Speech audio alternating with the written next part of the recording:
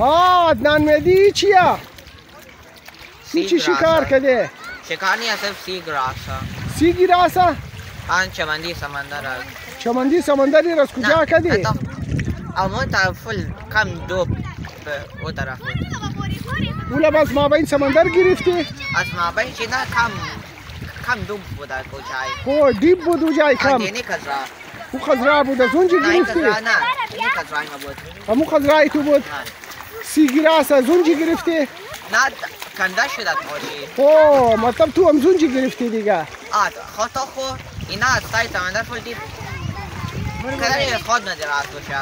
او قدر از تو دراز میشه اینا؟ آن ما کدام کلان. از تو کدام کلان میشه اینا؟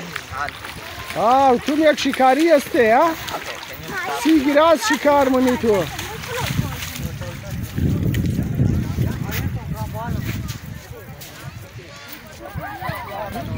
قربان علی تو چی شکار کردی؟ وہ تو خل شکار میں گل کر بس او بچاره چکر میدی؟ رهنمایی رو من. او بچاره رهنمایی منی. او ماشاءالله.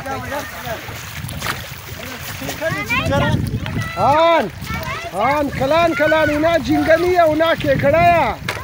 آن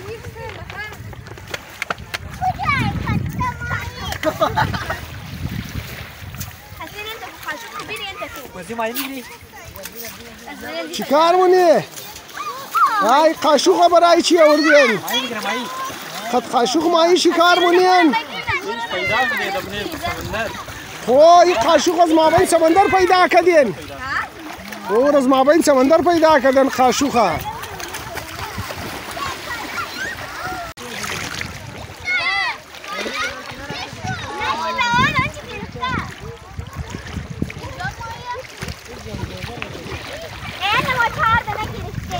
یا بایرو اینجا چی شکار منین؟ مایی شکار نین؟ بایرین چی؟ بایرو تو؟ چند دانه شکار کده؟ وریدا بایرو تو چند دانه مایی منیزو؟ چند دانه؟ بایرین چی؟ 4 دانه؟ اون 4 دانه ریزه مایی شکار کده. اینا تو شکار کده؟ نه مامای شکار کده؟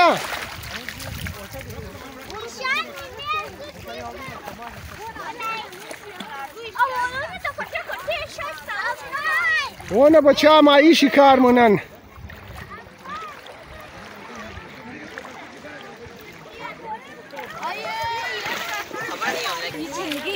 پس چی شکار کردین؟ خنگاش اون کلان این خوردنیه.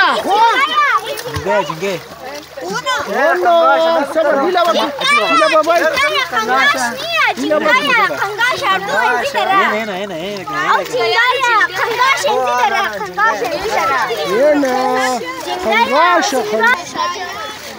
یه چندانه خنگاش منیزی شکار کردن.